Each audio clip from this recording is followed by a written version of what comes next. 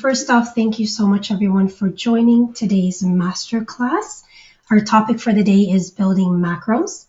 My name is Suzanne Shahood. I'm a senior success specialist here at Salesforce and the desk team. And with me on the line, I have our manager, Barbara Tassa, who will help me monitor questions and anything that might come through while I walk through the session and walk through the deck.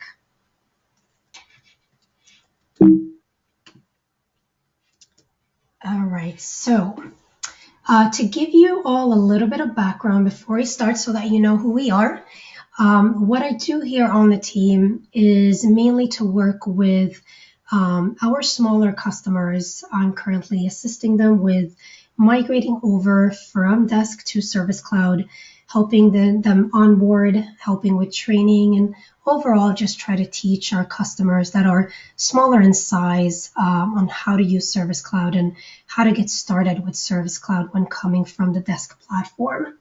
And Barbara is our manager on the team and oversees all these migrations and trainings. And we have a lot of programs at the moment. I'll be sure to link everyone to our current calendar and schedule so you can see what sessions that we have that are coming up. We have a number of sessions and webinars that are on our schedule. We'll be happy to have you all join and learn as we go along. So that was a little bit about us and who we are. A couple of notes on logistics before we get started. If you haven't used webinar before or been logged in to go to webinar, please make sure to ask any questions that you have. You can ask them anytime throughout the session using the questions panel that you see on the left side. If you would prefer to speak up and ask your question directly, you are all by default muted at the moment, but there will be plenty of time towards the end where I can unmute you and you can simply ask your question directly so everyone can hear it. So don't shy away from that and let us know in the questions panel if you do have questions that you would want to ask live. If you prefer to put them in the questions panel, that's perfectly fine as well. I'll do my best to monitor incoming questions throughout the session. If I can't get to them myself, Barbara will help me with questions, and any questions that are left unanswered, I will make sure to go through them at the end. So stay tuned until the very end of the session. Another area of the panel that I want to get your attention to is the handout section. So if you click on the handout section in your panel, you'll see that I've uploaded a PDF file of today's deck. So you have the deck there available. You can click on that link to access the file and be able to walk through the different slides. And again, any questions, please feel free to drop them in the questions panel as we go along. We've made today's session an hour and 15 minutes. So it is there is plenty of time towards the end. The session itself will not last that long. So we've made room for a big chunk of our time towards the end for just Q&A and troubleshooting. So if you do have any ongoing issues or troubles with setting up macros in Service Cloud, then make sure to still stay until the very end so we can help you out. And with that, let's go ahead and start our agenda. So this is just a brief summary of what we will walk through in today's macro master class. I will start off with an overview just to give you a general idea of what macros are in case you haven't used them in the past, how they can best be used in Service Cloud, and a couple of scenarios where they can be applied. Next, we'll actually talk a little bit about two other features in Service Cloud that can be considered alternative ways, alternative options to macros. So if you don't want to use macros, if you don't think that you'll need to use macros, there are two alternative functionalities in Service Cloud that are default functionalities. One is called QuickText, the other one is called Knowledge. We'll walk through how both of those can be used and the differences between those and macros. Next, we will talk about the macro builder, which is where you actually build your macros in Salesforce. So we'll take a close look at the macro builder and specifically demo how to use that as well. In the demo, we'll do an actual hands-on walkthrough. I'll pull up a macro from desk.com. We'll set up the same macro, but in Service Cloud so you can see how the setup itself differs a little bit when setting up a macro in Dask. So we're hoping that that will help bring a little bit of clarity onto how the setup is done in Salesforce. Finally, we'll end with a long, lengthy Q&A. We'll take all your questions. We'll unmute you if you would like to speak up and help with any troubleshooting online. So we're hoping that you all stick around until the very end so we can make sure to take those questions and help you with any troubleshooting if it's needed. All right, so I have very few slides in today's deck. We've tried to focus on the demo part, but this is one of my few slides that has quite a lot of information on it. So I won't spend too much time on this particular slide, but I want to make sure that I run through what a macro is and why it should be used. So to give you a very straightforward definition of a macro, it's simply a way to instruct a set of actions to apply and complete a specific task. So for instance, you can create a macro that will send a case response, update a couple of case fields, and add a case node, and eventually also resolve your case. So it's a summary of a set of actions that are all done within one click. So upon running the macro, all the dedicated actions that you've specified in a macro will run and complete against the case that you have run the macro on. And macros are most commonly used for canned responses, but it's important to note that macros can do so much more than just a canned response. You can actually update custom fields and standard fields and perform very specific actions such as logging a call or adding an event. There's a lot of things that can be done with macros. I'm hoping that I will be able to walk you through all the different features of what you can use a macro for. But the main time saver here is the number of clicks that you might need to take when you want to complete something that is considered repetitive. So if you have a canned response that you need to use very often to send email response to your customers, then a macro would be a good use of that. Macros can also apply templates. If you have more of a lengthy response that you would need to use and send in your case response, then you can add a template to your macro, and that template would become your case response. And as I mentioned, you can update custom fields, you can update standard fields, you can even attach files as part of your macro. Now, really briefly, there are a couple of different types of macros that I want to make sure I walk through. The regular standard macro is available in both the classic interface and the Lightning interface. For today's session, we're only going to do a walkthrough in Lightning, but you do have the option to run macros in both classic and in Lightning. And it's simply a way to perform those multiple actions against, for example, a case record. Whether you want the macro to add a specific subject line on an email or update the case status, one single macro would be able to perform those multiple actions. Now, there's something called irreversible macros. And irreversible macro is simply a macro performing an action that you cannot undo. And the perfect example of an irreversible macro would be to send an outbound email. So if you're sending a case response to your customer, then that would be considered an irreversible action.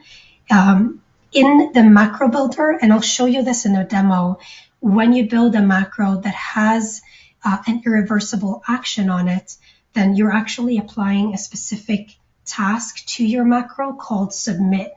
So the submit action represents this irreversible macro. And I'll give you an example of what it looks like once we're in the demo.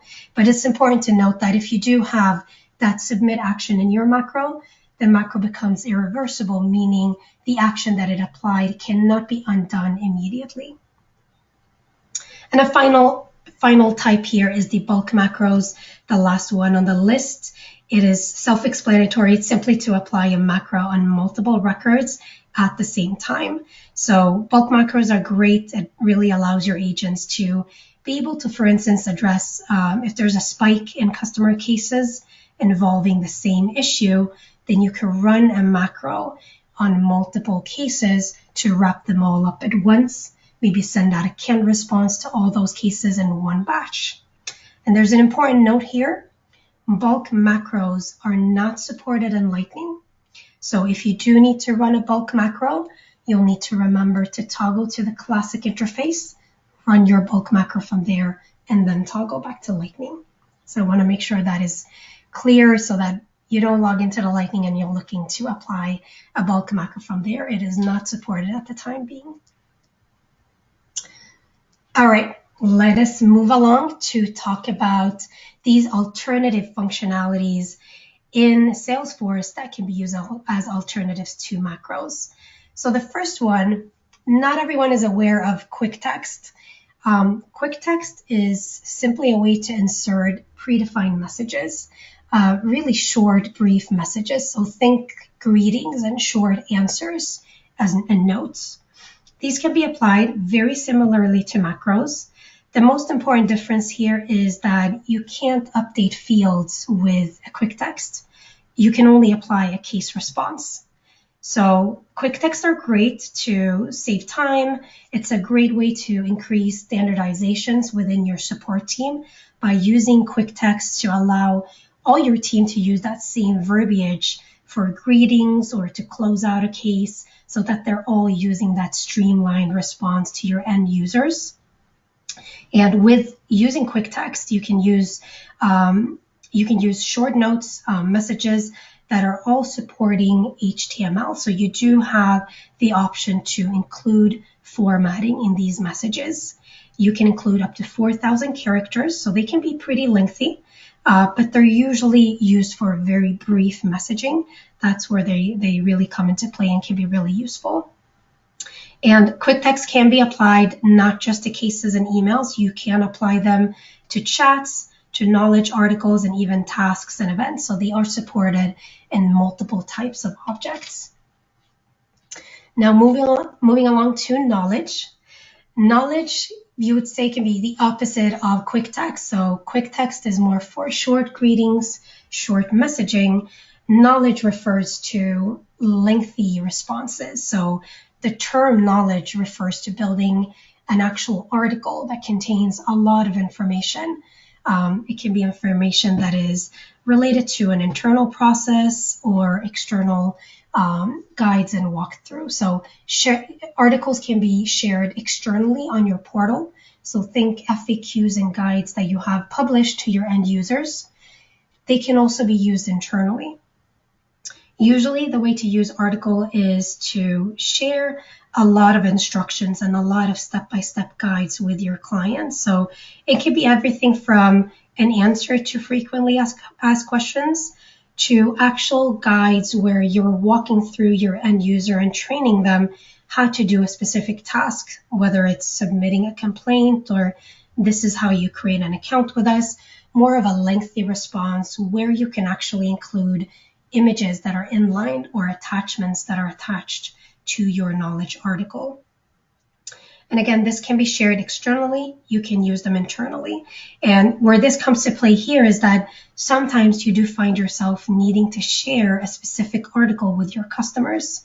So knowledge, the most common use case is to have them on an external community, share them with those FAQs so your customer is browsing your articles and they're finding the answers themselves.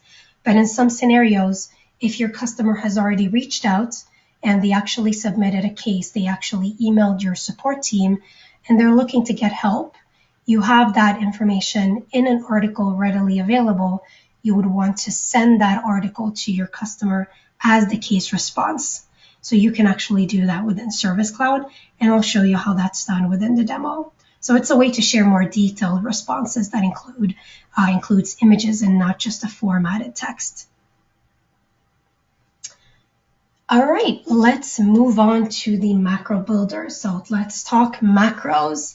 The macro builder is where you actually create your macro in Lightning in Service Cloud. It's a fairly easy to use point and click builder. It is, however, vastly different from how macros are built in the admin page of Desk. So we will pull up both side by side in a little bit, and we'll take a closer look in our demo on how the macro builder is used.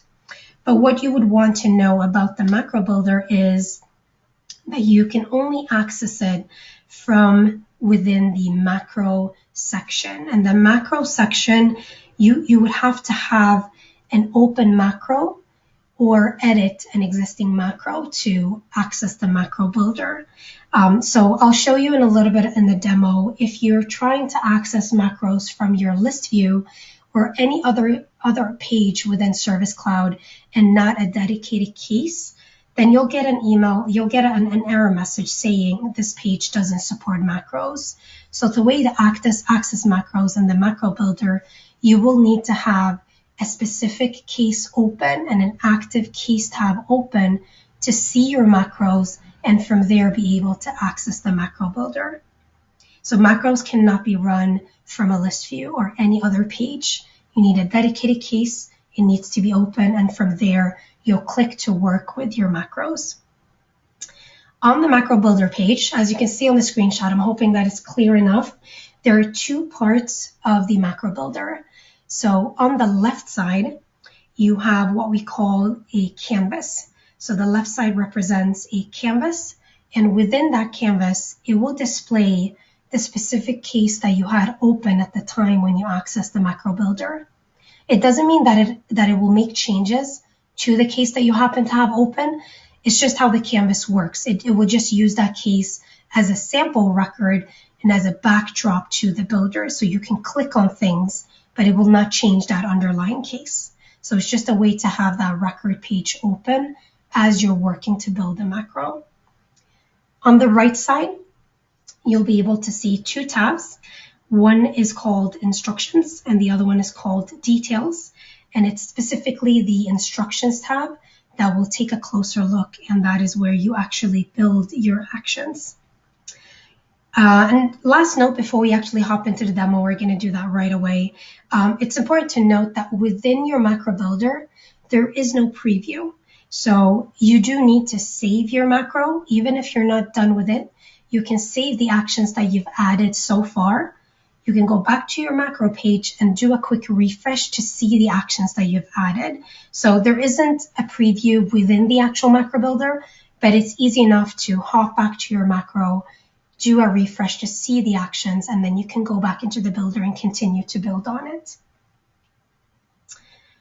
All right, so let's go ahead and do a little bit of a demo. So I'll try to focus my efforts today on that demo and walkthrough. What I would like to ask you all before we go ahead and get started, I just want to launch a brief poll to get a sense of how many of you have built macros previously in Service Cloud and how many of you have not, just so that I know what the level of expertise is within the group. So just let me know yes if you have built macros, or no if alternatively you're just playing around with it a little bit but haven't really built anything complex.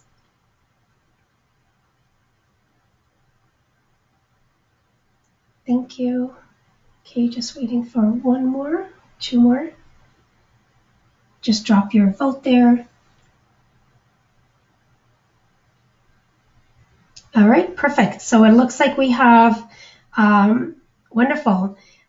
So we have the majority have not worked with macros. So we'll take it easy today and do a basic standard walkthrough. Some of you have some of you have played around with it a little bit, but have not really set up anything complex. That's perfectly fine. So this will be interesting. We'll go ahead and do a demo, and I'll assume that most of you do not have a lot of experience building macros in Service Cloud. So perfect. Thank you so much for sharing that. All right, so with that, before I hop in, feel free, if you would like to go along, feel free to log into your own trial accounts or pull up your own desk accounts if you would like to go ahead and build a macro alongside with me. If it helps to, for some people, it helps to have that visual where they have their own org pulled up. So I'm going to go ahead and pause this here. And I will log into my demo account here.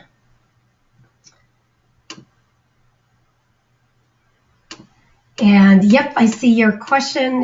You've done a lot of macros. Wonderful.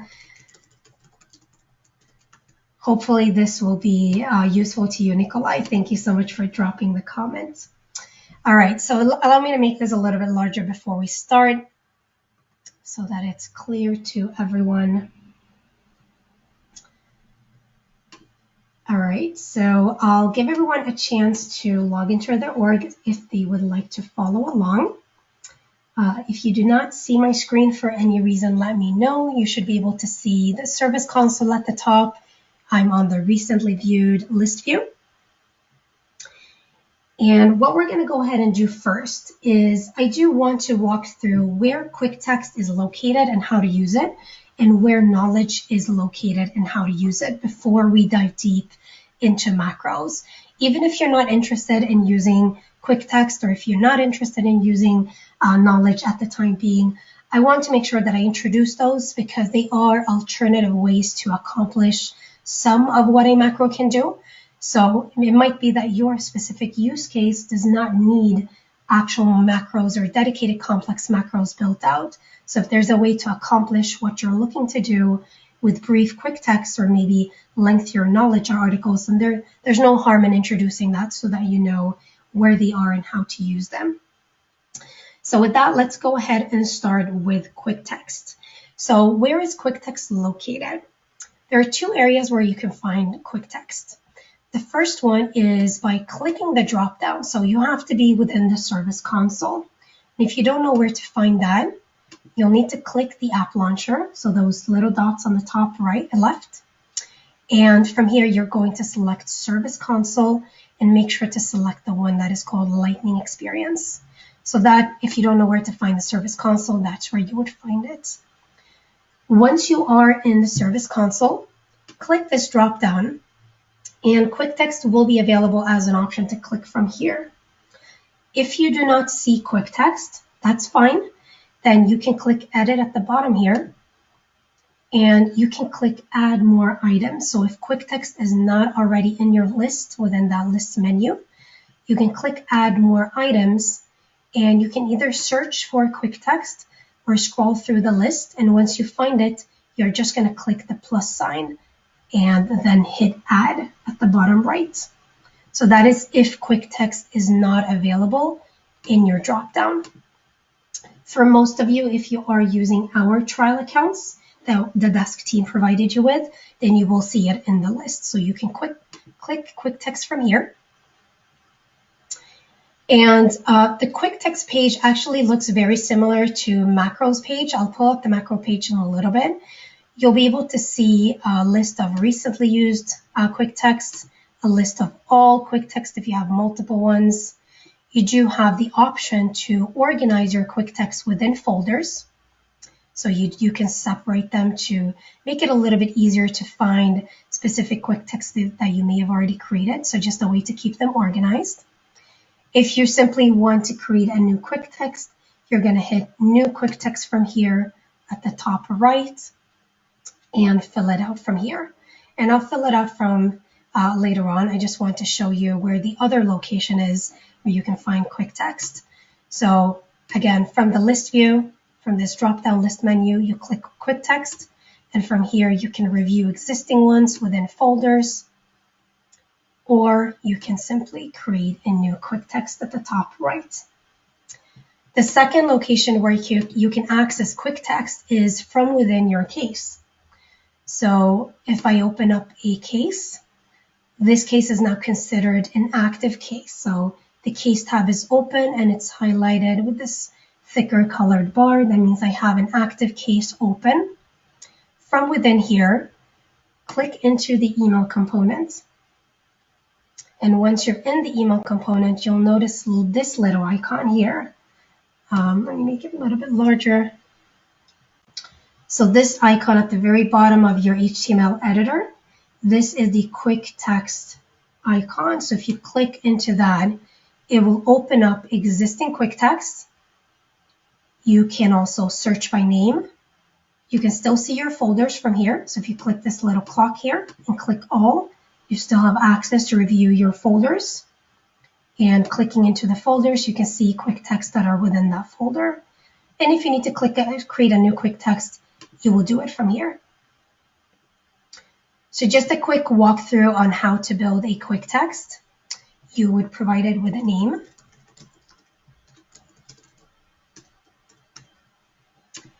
You can, if you would like, insert merge fields. So if you need to include, for example, the case ID or the address of the contact or anything like that, you can include that in this area. But the only thing we're going to do here is we're just going to say that this quick text is allowed to run on cases.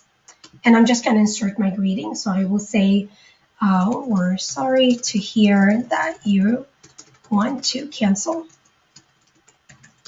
Really brief message. I'm not going to make it too complex. I'm going to select my category. I'm just going to keep it as FAQ, for instance. I have the option to select my folder. I'll select the cancellation folder so that it's properly organized into that folder. I'm going to leave everything as is and click Save. So that's how easy it is to create a quick text. It will take you to the page so you can see a summary. We don't need to do anything with that. I'm going to close that out, go back to my case, click into the email component. If I want to apply my quick text, I'll click that icon and simply click one click on the name of the quick text, and it will just insert that. So that's how easy it is to add a quick text. Really brief messaging, no images or attachments, but short notes, messages that are not too lengthy. You do have the option to go up to 4,000 characters, but if you want to keep it brief, that would be the best use case for using quick text. All right, so that is quick text and how it is used, how to run it, and how to create it. Now let's discard that draft and have a look at knowledge. So we'll do the same thing. To know where to find knowledge and where it's located, you can click this list menu again and click knowledge from within here. Again, if it's not found in your list, you can edit the list and add knowledge as an additional menu item. So you can either click in here.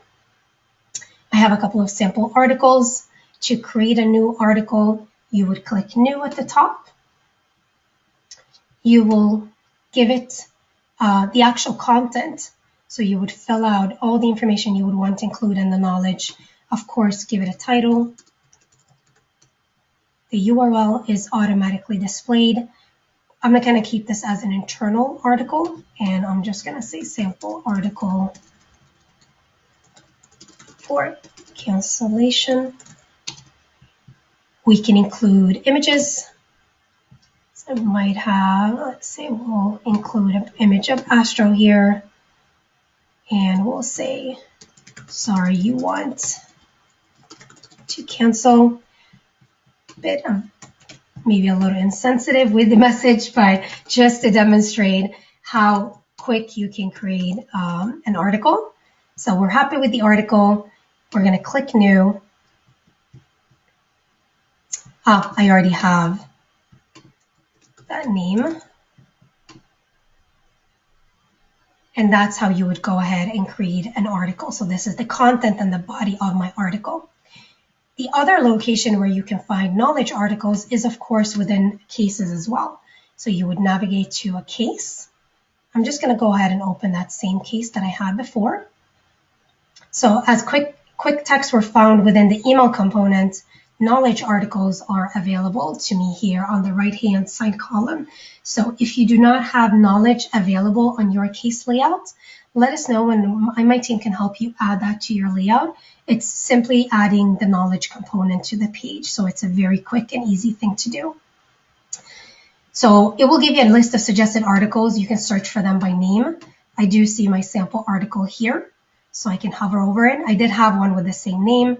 So if I search for my other article, you'll see it here. Let's say I want to use one of these, setting up an email channel. So this is an article that I would like to use to share not only a case response that you can use QuickText for, but I also want inline images. Then you can insert that article and make it your case response. So it's an option instead of using macros if you don't need to update the case with anything else than a case response and including formatting and fancy images.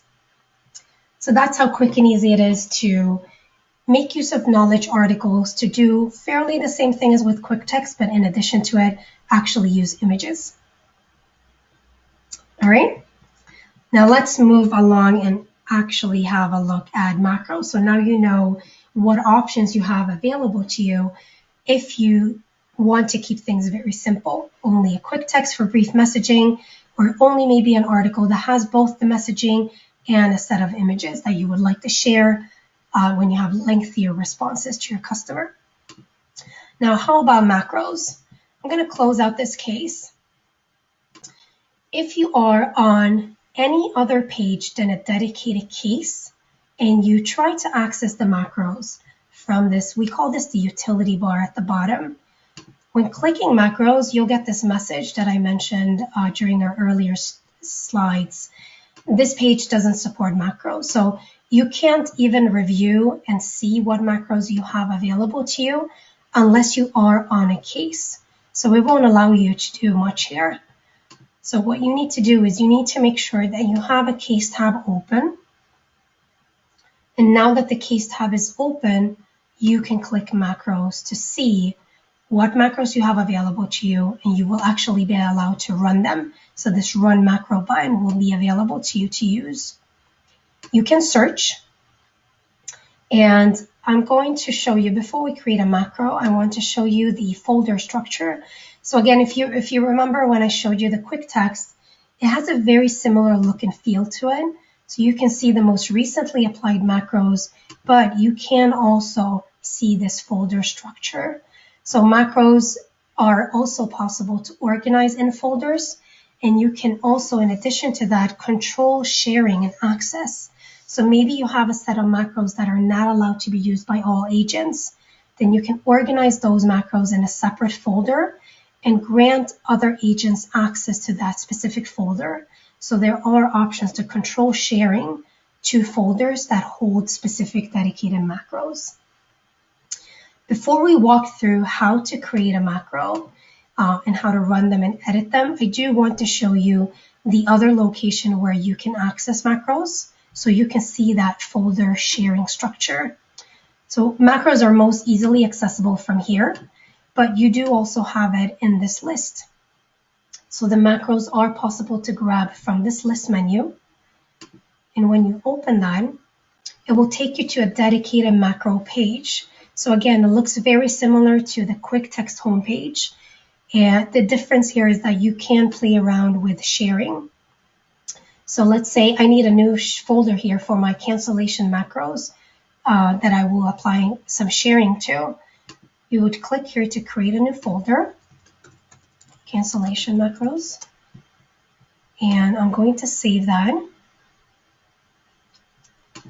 Click all folders to refresh. So here's my cancellation macro folder.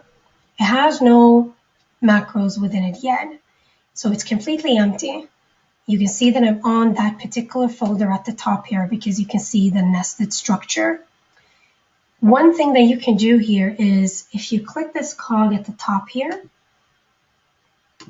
sorry, this one. If you click the drop down here, you'll see this option for share. If you go ahead and click on share, it will actually allow you to do what I just told you, that you can grant access differently on various macro folders.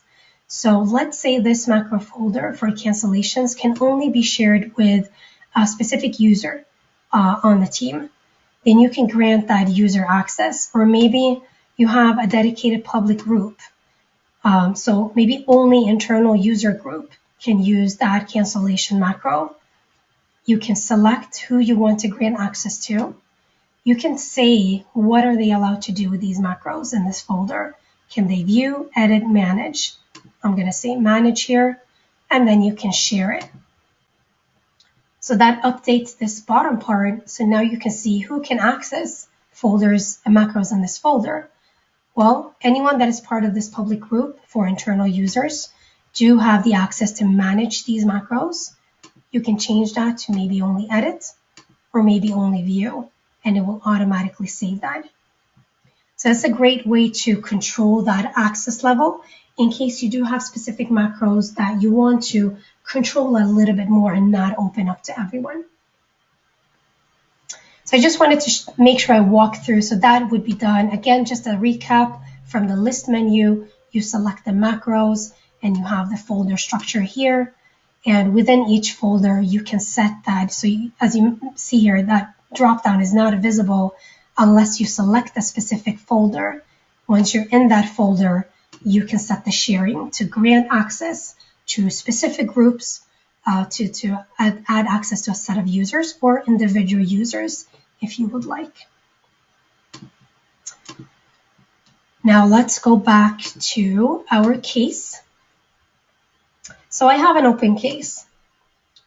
I am going to create a macro first before we run them. So let's go ahead and create a brand new macro. I have desk open here on the side. So this is just my demo org in desk. And I have a macro here for cancellation. So let me open that up, and we'll just have them side by side, and I'll walk you through how you can go about using the macro builder to create this macro and recreate it in Service Cloud terms. So what does this macro do in desk? It is shared, is saved in the cancellation folder, okay? And scrolling down here, it sets priority to critical or high. It resolves the case once the macro is applied. It's assigned to a specific user. Has a quick response, so a dedicated email response. It adds a case note, and it sets a custom number field. So quite a couple of actions, but we're going to recreate this in Service Cloud terms. So let's start by creating the macro and placing it in the folder. So I'm just going to go ahead and copy the name here and go back to Service Cloud. Click this plus sign to open up a new macro. So I'm going to give it the same name. And I just created a macro, that folder for cancellation a little while ago. So it's available to me here to click on. If you don't have the folder pre-created beforehand, then there is an option to click new folder from here. So it's easy enough to create the folder on the go and on the fly, and then just select a specific folder to organize it in that one. So I'm going to select cancellation macro folder and select. So now this macro will be saved within this specific folder.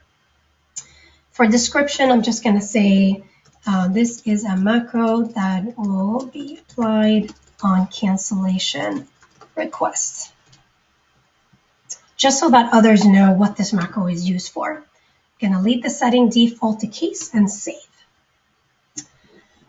So I've technically now created a macro, but it's completely blank. It does nothing. There's nothing inside this macro. So you have the information here. I can see where it's saved in what particular folder. I can see who created it, the name, the description, and that it can be run on cases, but it does nothing. Under the instructions section here, it's completely blank. So no actions have been added yet, meaning in desk, none of these actions that are checked here have been added yet. So we're going to go ahead and add them one by one using the macro builder. So how do we do that? So once you're on this page, you are going to click Edit Instructions at the top here. Edit Instructions means open the macro builder, and it will open it up in a separate tab. So it will always default to a separate tab. It never opens up within your open browser tab here. It will always default to a new tab. You might have browser settings that will prompt you saying, do you allow this page to open? You would just go ahead and click yes, and it will open it up as a separate tab. So we're now in the macro builder. Make it a little bit larger. So as I demonstrated on that slide where you had that screenshot, the macro builder has this left side here, which is the canvas. So this is our canvas. This is where it shows me at the moment that specific case that I had open. If you go back and look, I had this specific case open when I click to create a case, to create the macro. So it's using this macro as a sample record behind my macro builder. It doesn't mean that it will update this case. It just means that it's using it as a sample record in the backend here. So it's just a backdrop to the canvas. Canvas on the left. On the right side, we have the instructions tab. So the details tab is that same tab that we had in the macro. It just gives me information on who created the macro, where it's located, but we're going to work out of the instructions tab. So all the actions that my macro has within Desk, all these macro actions will be created under here. So the first thing we're going to do is we're going to update some of these fields. So we're setting priority to high and status to resolved. So let's start with those two. So how do I add those instructions? The first, it automatically has added number 1 for me here, which says select active case tab. So all that means is click on where you want to make your changes. And you'll notice as I hover over specific parts of my canvas here, it highlights them in blue. So that means those areas are editable and can be updated using the macro. So in this case, I wanted to update my status and my priority. And I can see that I have the status field here and my priority field here. I'm hoping that it shows and that it's not too small. So what I'm going to do is I'm going to click this blue section here that is highlighted. Just click on it once. And you'll notice that my instructions on the right side updates automatically. And it says select update case field actions. To add more actions, select a field inside the highlighted region. So this is now considered my highlighted region. All I need to do is select my fields. So I will select status, and it will add it for me automatically on the right side. I will click on priority. And once they've been added, I'm simply going to tell the macro and instruct it which status did I want to set. So let's take a quick look. I wanted to set status resolved and priority high. So I'll go back, set status to closed. So that is the equivalent to resolved, and priority to high. Perfect. Next up, I did want to assign it to a specific user. So I'm going to go back, and I have that field for case owner available within here as well. So I'm still considered within my highlighted region. So I'm just going to go ahead and click that field as well to add it as an option. So for case owner, I can either select a dedicated agent or I can assign it to a group. So a group in Desk is called queue in Service Cloud. So maybe I have like a general support queue, or I have a support team. In this specific case, I did want to assign the case after running it to a dedicated user. So I'm going to assign the case to Suzanne. So let's take another look at what we needed to do. We set priority, status, and user. Next up is the quick reply, a note, and a custom field. Let's look at this custom field here first. I'm going to go back to the builder. So if you recall earlier on when I mentioned irreversible macros, irreversible macros are represented by a specific submit action, which means you're basically sealing the field updates and saving them. So I'm done with this section. There are no other fields that I need to update from this section. I just want to update status, priority, and owner, and I want to save these to make sure that when my macro runs, not only are these fields set, but they're saved and the macro will be able to move over to the next action. So I will go ahead and scroll down here on the left side and click my save button. Click here. Once I click save, it adds this submit action. So that submit actions represents that irreversible action, which means these fields will now be updated through the macro and saved. All right, so now I want to move over to the next action. And my next action was to update a specific custom number field. I want to set it to number 5. I don't have that field in my case detail section. And this is something that you might come across. It's actually a quite common, I wouldn't call it issue, but a quite common scenario where you have a lot of fields that you may want to update using your macro, but those fields are not necessarily represented in the case detail section. So how do I go about updating them? Well, the secret behind that is simply to create another tab here. So these are actions. These are global actions that we've added to this case layout. I've created a specific global action here called Update Case. If I click on that tab, again, my instruction will update, and I have additional fields hidden behind that tab. So this is a great way to allow additional fields to be editable via macros without necessarily placing them in the case detail section. Because the case detail section on the top left here, it's meant to have a couple of, just a handful of chosen fields. So if you have a lot of other fields that you may want to update using a macro, simply put them all under an action, a global action, place them all on the layout, and it will allow you to select yet another field, another set of fields that you can update using your macros. So in this field, this specific example, I had a number field that I wanted to set. So I'm going to click that, set 5. I'm going to seal it by clicking save to add that submit action. So this is a great way to hide a long list of lots of other custom fields or standard fields that you don't necessarily want to have in the case detail, but you can hide them under a global action tab.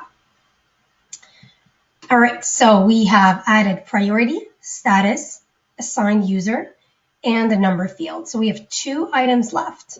We want to add a case note, and we want to add a quick reply. So we're going to go ahead and go back here. Let's go ahead and add our case note. The reason why I'm choosing the case note before the quick reply is it's best practice, and we recommend that whenever your macro needs to apply a response, an email response, have that action be the last action in your macro. So save your email response to be the very last action within your macro. Add any other case updates, any other changes to your macros, add that first so that it goes through all the other field changes, any other updates, and then have the email update be the very last update. So we want to add a note saying this was a cancellation processed within 24 hours, please. So this is a case note to agents. So I'm just going to copy that. And let's go ahead and add a case note. So a case note is called case comment in Service Cloud. So it's essentially the same thing as case notes. It's just a different way of labeling them. So we're going to click case comments. It will update my instruction tab. So it just automatically updates as I click along, and click within the body field. It will give me a body option. I'm going to paste in my message. This was a cancellation.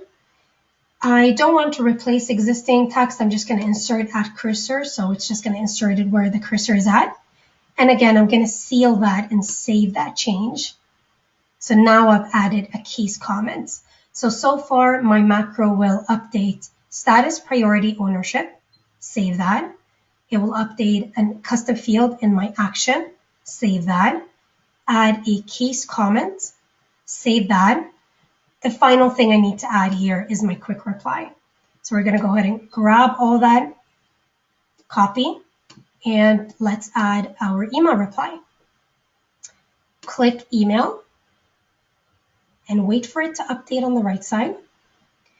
Now, there's a couple things to note here. You do have the option to insert an email template.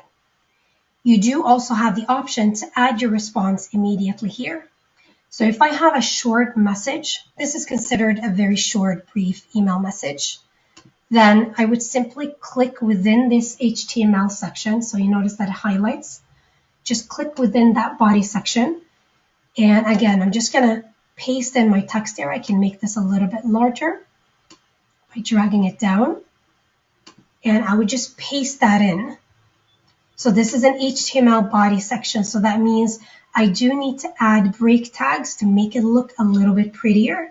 So I would need to add break tags to make it look nice and neat, since it is an HTML body section.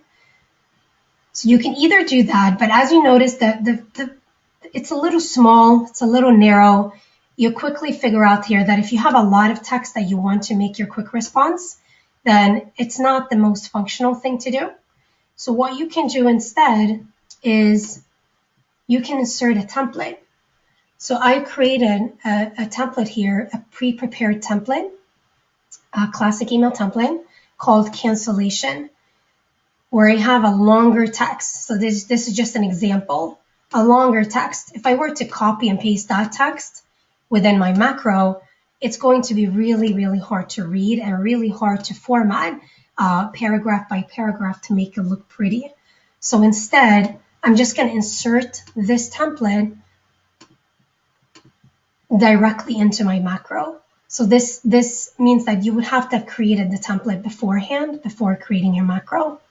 So I created the cancellation template. I'm going to go ahead and click Insert Email Template. I'll select all templates, or you can search for it. Here it is. You're just going to click the link and it will automatically insert it. So you'll see the full text from that template inserted by default. That's all I need to do.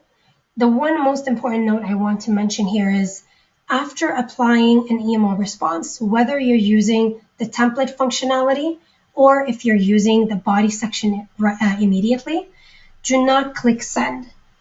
Because if you do click send to seal the email response, then you're basically not giving your agents any chance to edit anything within that email response before sending it out manually. So do not seal it by clicking send. You just add your text or add your email template and leave it at that and click save. So it confirms that my changes were saved. You can close out of the macro builder completely and go back to your macro tab. So this was the macro. You'll notice here that it's been updated. So let me make it a little bit smaller so that it's not too zoomed in. So you can, if your page has not updated, you can click a refresh tab from the top here just to refresh and make sure that all your actions are showing. So now my macro is no longer empty. It is updating status, priority, owner, and saving that. It is updating my custom number field and saving that. It is updating a case note and saving that. And it's applying a specific template for cancellation and not saving that. So let's go ahead and show how to run this. I'm going to close my macro. This is my case. As you can see, it's empty. There's nothing here.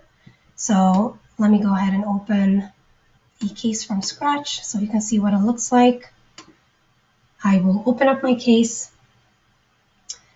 Let's say an agent wants to run the cancellation macro. They will click macro from the bottom. They can either double click the word cancellation or click it once and click run macro. Both would work. I'm going to go ahead and click run. And you'll notice that the macro checks off each action as it goes through the changes to confirm that those changes are being made. So status, check. Priority, check. Owner, check. Moving on to the custom number field, check. Inserting my email response, check. And the case comments. So you're just going to wait for it to update and run through all those changes. Everything looks green and clear. Perfect. So you're done. I'm going to minimize that. And let's confirm. Priority was set to high. Status was closed. Ownership was set to Suzanne. A case comment was added, and you would see that from the bottom here. If you scroll down in the feed, here's my case comment. This was a cancellation. And then after that, my email template was applied, and you'll notice that it's still editable. So if your agent wants to make any last-minute changes, they can do so. And then click send. They can also preview to see the email response before sending. So that's basically a run through of how to create a macro, how to edit macros, how to use the macro builder, how to insert either a direct email response in the body field or how to use an email template. All right, so let's go back to the slides. And let me make that large again. I'll get to your questions in a little bit, just have 2 more minutes and then we'll do a Q&A. So just to recap what we talked about, the differences in functionality is really straightforward.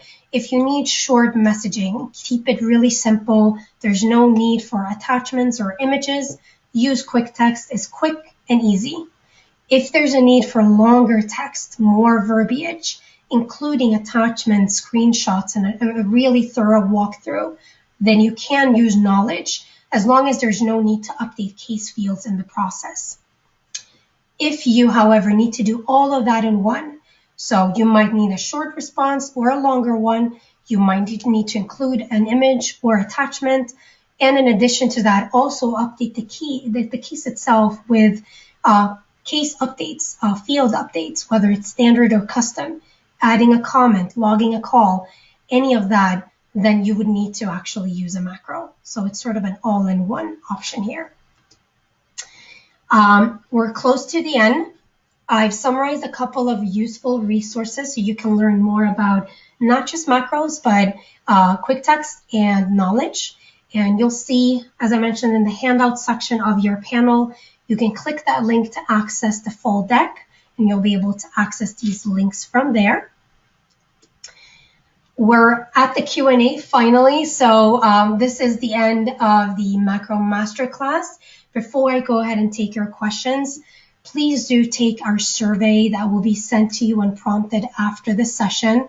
It's really the only way for us to solicit your feedback and hear from you and see how we can improve these further.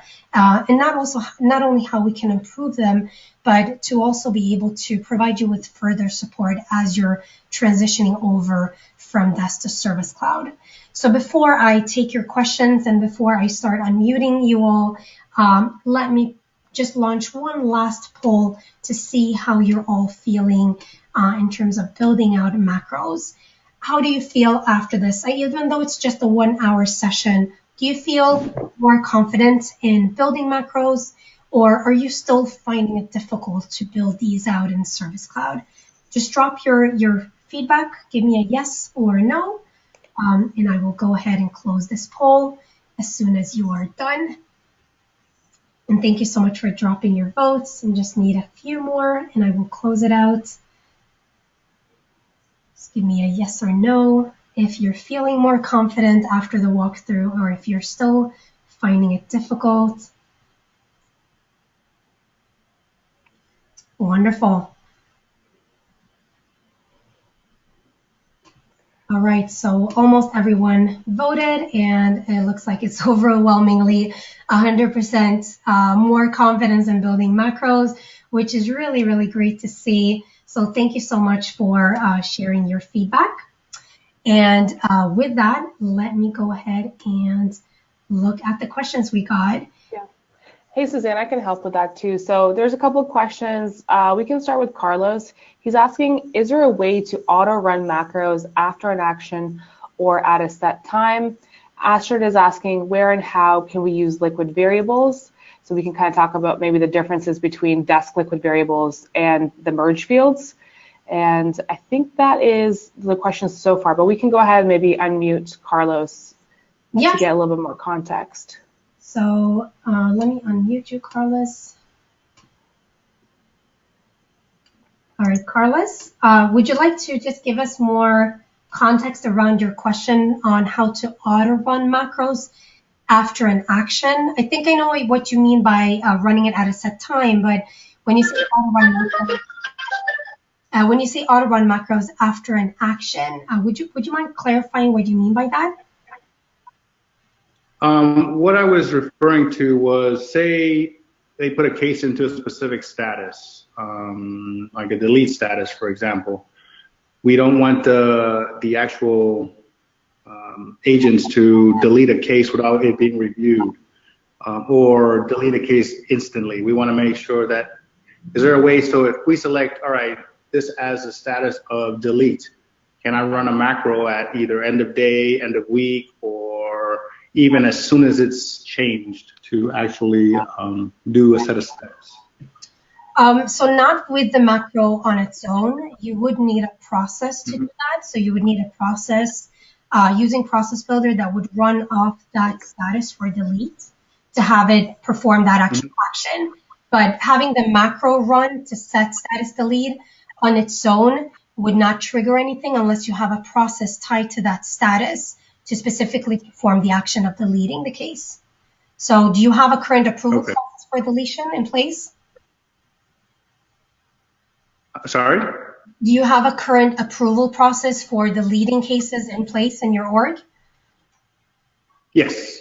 So I would recommend to hide the status delete from the regular status field. You can accomplish that by using a separate support process using a different status field. So support process is a way to select which status values are available to your agents. So by using that, you can dictate in your support process to not include the delete status so that they cannot see it and be able to handle information outside of the actual key. That way they don't accidentally click delete it from within a macro. So I've been in, I think, most of, or a lot of the classes. Is there another class on how to do processes? Or, I mean, I don't remember that function in Desk. Yeah. That's a good question. Yeah, it is. Do you want me, Suzanne, maybe you can give a quick overview, like if you jump into Service Cloud of how that works. But Carlos, we'll take your feedback. Maybe we can actually have another masterclass on creating separate support processes where we dive into that topic a little bit deeper, because it doesn't get super complicated, but it definitely does need a little bit of time to unpack. But as a high level, Suzanne, maybe you can show what that means. So what you would do is you would navigate to the setup, whether it's service setup or setup. And the first thing that you would want to do is you would edit your support process to decide if whether or not the delete option should be showing. So if you search for support, you'll see support processes. You most likely have a dedicated active process already in place. You just click the name of the process, and this is where you decide which values of your status field are allowed to show. So you would, in that case, if you have the deleted option, you have a delete status value showing here, you would just move that over to the other side so that it's not available. Oh, okay. Right, I understand that part. Yeah. If you want to keep it and it is part of status, then you would instead create a process. So you would search for a process and you'll see an option here for Process Builder. And you would simply need to create a new process. So basically the Process Builder is equivalent to the rules in desk.com. So similar to automation. So you would basically, in Desk, we did have options in rules to delete and close out cases and even archive. Right. You would be able to do the same thing with a process to basically tell Salesforce if anyone has selected value deleted in status, then go ahead and delete that case. Okay, thank you. That's what I needed. Rules and processes are the same. Thank you. Thank you for asking. And I think we have, let me take the other question about liquid variable. Yeah, Astra's question about what's, I guess, like how do you go between those macro liquid variables into the merge fields in Salesforce? Yeah. And then let's see, I'll just read ahead the other two questions too. So Nikolai is asking about how to apply labels with macros the way we did with old Desk. And then can we apply a macro without changing the case owner? So those are the other questions. Perfect. So let's grab the question about where and how you can use liquid variables. So we do have liquid variables that can be used in macros here as well. They are not called liquid variables. They're called merge fields in Service Cloud. And you can access the merge fields from two different locations. The first one is from within a template. So if you're planning to use templates within your macros, then again, within setup, you would search for setup. click into classic email templates. And within the template, so whether you're creating a brand new template or you're using an existing one, let me grab this one for cancellation, you can edit the HTML version to see those codes and merge field options. So here's my template. Make it a little bit larger. And let's say you want to add those liquid variables or code to say hello and then the name of the customer. So this is that section at the top here. It's called available merge fields. So you can choose here contact fields or case fields. In this scenario, you would select contact fields and select maybe the first name of the customer, and it will give you that code. So all you need to do is copy from this section and place it into your template. So what that means, when you run this template in a macro, this code will automatically grab the name of your contact on the case that you're running the macro on and display that name.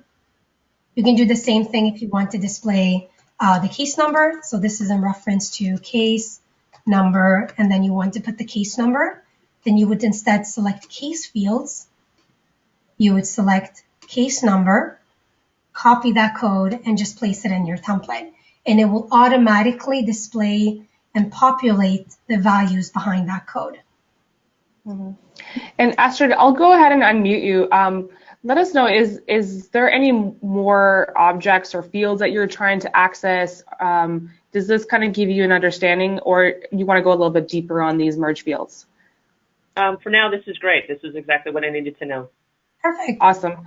Yeah, and you can access, it's literally the same principle. So the things that you had in Desk with the liquid variables, you can translate all of those most likely over to Salesforce merge fields, as long as those fields are either standard or custom fields that you've created in your Salesforce org here.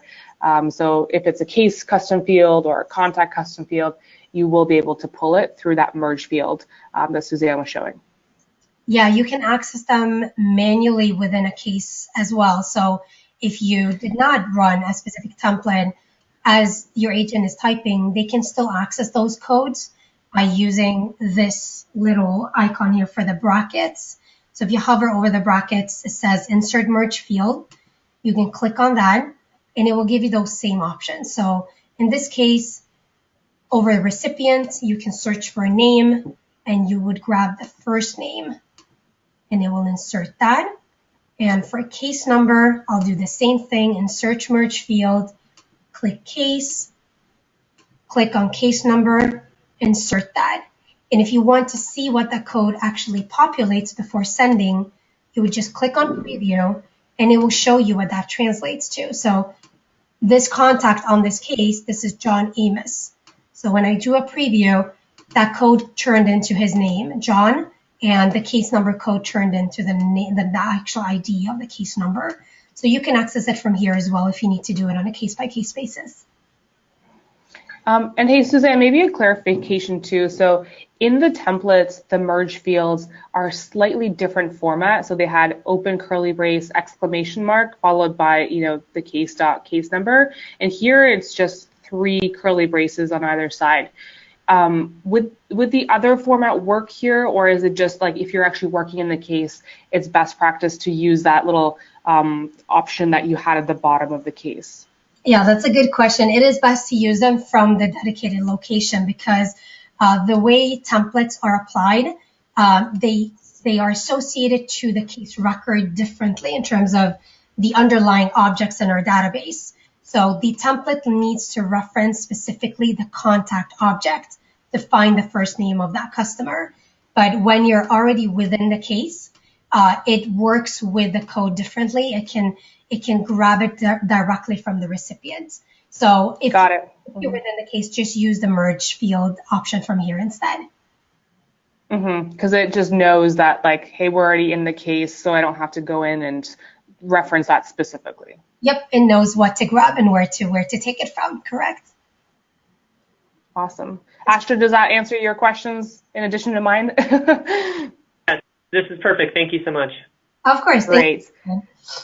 Okay, and then the last question came from Nikolai. So Nikolai, hey, I'll go ahead and unmute you, but you were asking about applying labels with macros. So why don't we talk about that? And Nikolai, how many labels do you guys have right now, out of curiosity, that you're using? I think maybe hundreds. 100. Okay. And For example, we have labels for the various Windows versions, macOS versions, iOS versions, Android versions, and lots of others. So with labels, yes, we use the label for this and for lots of other things. So what you're going to need to do within the macros and Desk, you can set your labels to provide labels, and you can append labels to just simply add an additional label to the existing one. What you're going to need to do, the first thing that we recommend is, because you have so many visual labels in Desk, we highly recommend that you audit the number of labels to get it down. The recommended number is roughly 50 labels, not close to 100. That is really a stretch.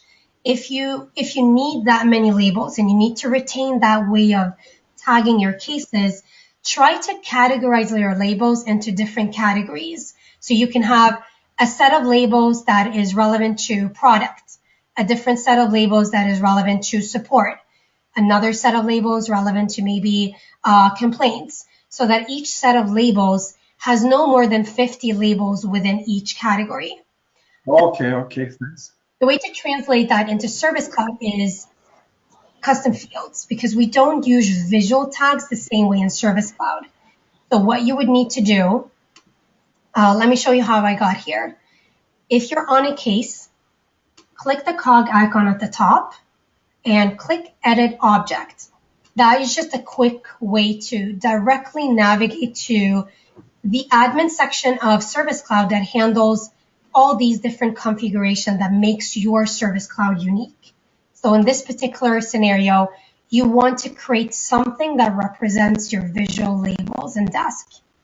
So what I do, I clicked Edit Object. It took me to this page. So this is the Object Manager, specifically the case object. You'll select Fields, and you will create a brand new field. So every new field would represent one of those sets, Nikolai. So if you have a set of labels related to product, then you would create a new field that is a pick list. So you would select pick list as your type. And we are going to name it product. We're going to do that now. I'll just give it the name, product labels.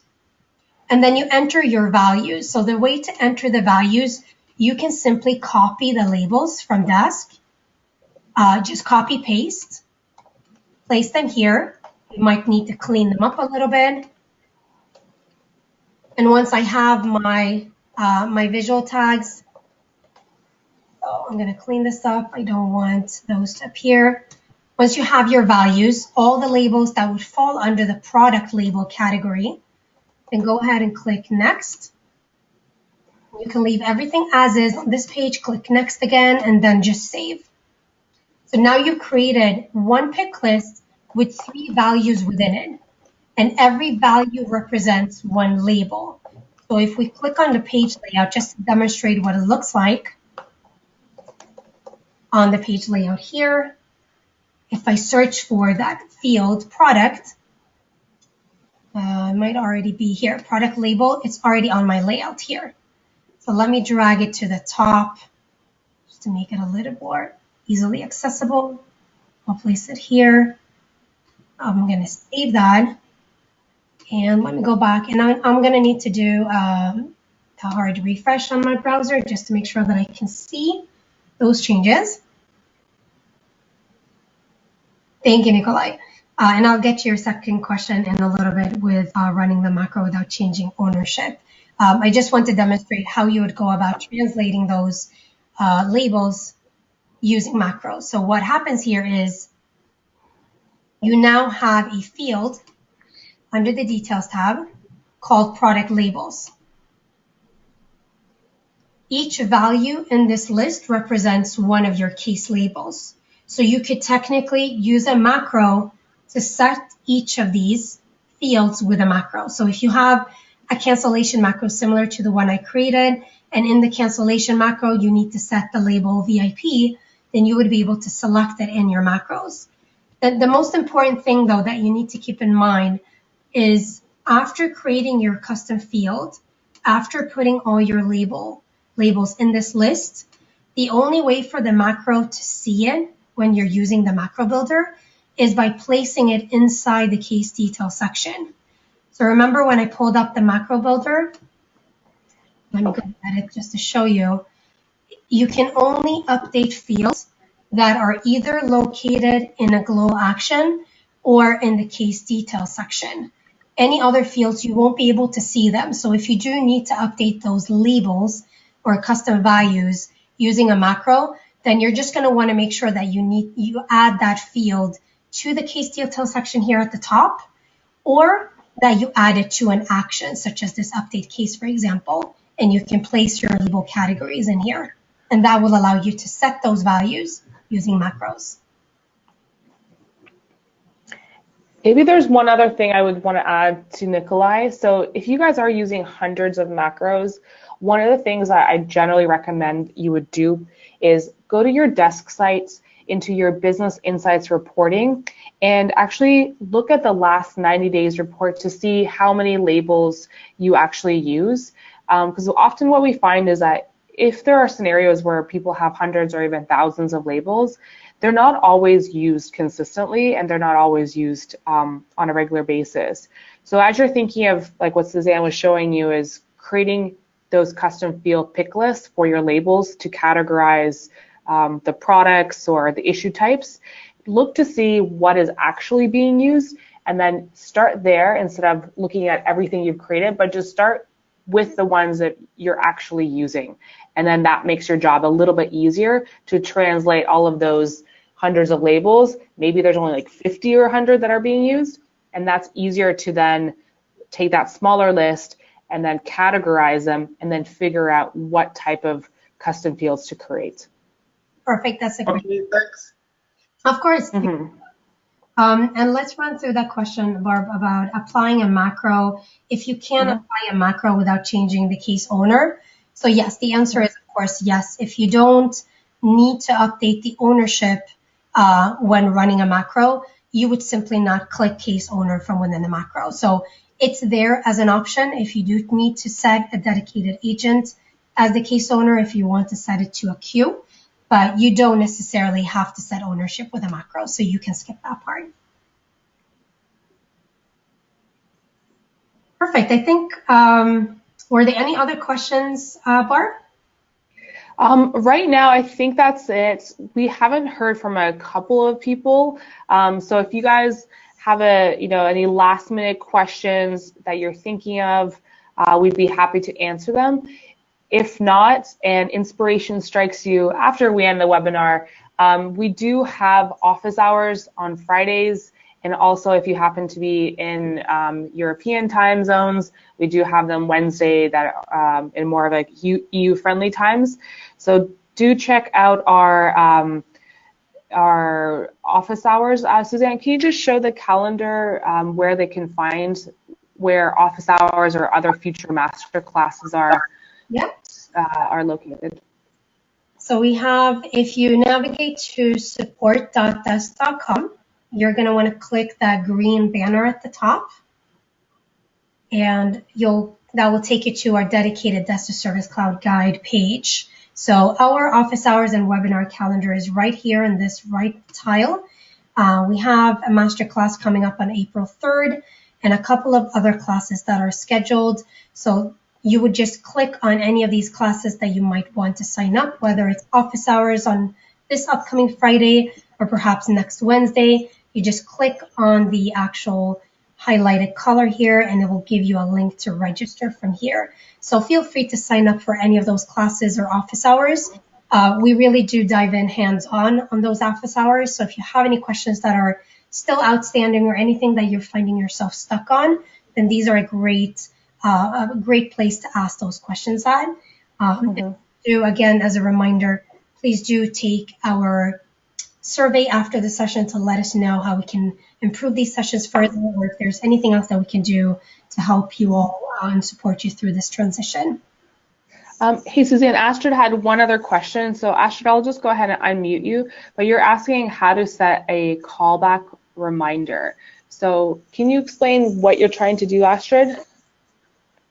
So we send out emails to customers, and we need to follow up on those emails like a week later. And so is there a way to set up like a tickler or a notice to tell the assigned agent when they need to call that customer back?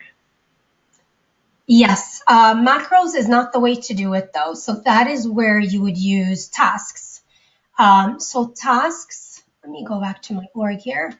So tasks are generally tagged on contacts or accounts, but you can make tasks visible within the case as well. So it would be added as an additional tab here, and it would just say create task or add a task. And what you would do within a task, I have it visible within my contact layout. It's a tab called New Task. You can create a task with a reminder. So you can have a dedicated due date for a specific task. And you can update this section. So these fields that appear within the task, you do have the option to update this layout to add there's a little checkbox that you can add to this page that you can check to add specifically a reminder. And within that reminder, it will give you the option to set a specific time and a specific date. And then you would save that task. And that way you will automatically remind you as soon as that date and time arise, it will send you a reminder via email, as well as a note here at the top as a notification before that upcoming task is due.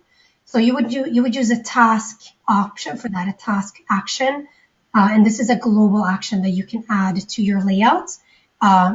They can be visible both in cases, in accounts, or in contacts, depending on where you would want to place those tasks and notification.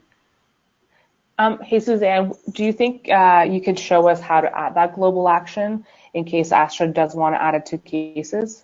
Sure. So let me close this out. So you're going to want to make sure that you have navigated to Setup. And under Setup, so it lands automatically on the home page. So you're just going to click this tab for Object Manager. And you will select Case. And see Actions. Let's see if I might not have the action available for this. Let me double check the global action list.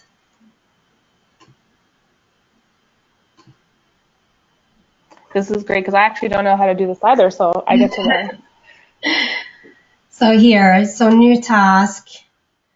Here is where you edit the layout since I'm here. If you search for global action and you select the new task action, you can edit the layout from here. And there is a reminder here. So you can add this reminder set, which is a little checkbox. And once you can also make it a recurring task to repeat. So recurring interval or repeat tasks, you can drag them onto the layout as well if you want to see that specific checkbox and be able to see it within the task layout. Let me just go back. So the action, if I remember correctly, within the task object, I'm going to improvise here a little bit. It's been a while since I did this. New task.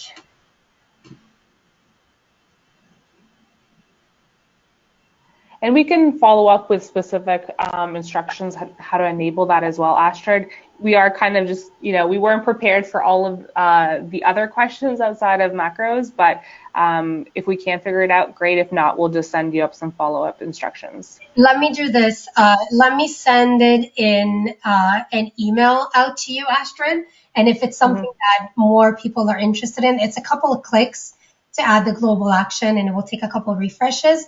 Let me add a step-by-step just instructions on how to add it I can drop it into Equip and share with all the attendees maybe, Barb, if that would be the easiest, let's share it across the board. Yeah, that sounds good. All right, perfect. And actually, just to clarify, are you looking for it to be on the case, or were you okay with like having it on the contact? Either way, just as long as we have the ability to do it, because it's lacking now. So whichever way is easy, whatever. I mean, I guess it's a case by case. Really is really how we use it. Okay. All right, good to know. I'll put together a quip. I can include that in the email that will be sent out to everyone after the session. And I'll open up the quip so that it's shared externally so that everyone can see what steps you would need to take to add that in. Sounds good. All right. Well, we're a little bit over time here, but the questions were fantastic. Suzanne, thank you so much for sharing all of this knowledge. I guess with that, we can probably wrap it up. Perfect. Thank you so much, everyone, for joining. If you have any questions, feel free to drop them in the survey. So there will be an option for you to drop some questions in there. Please do take the survey and let us know if you have any feedback. And thank you all for joining. Have a wonderful Wednesday.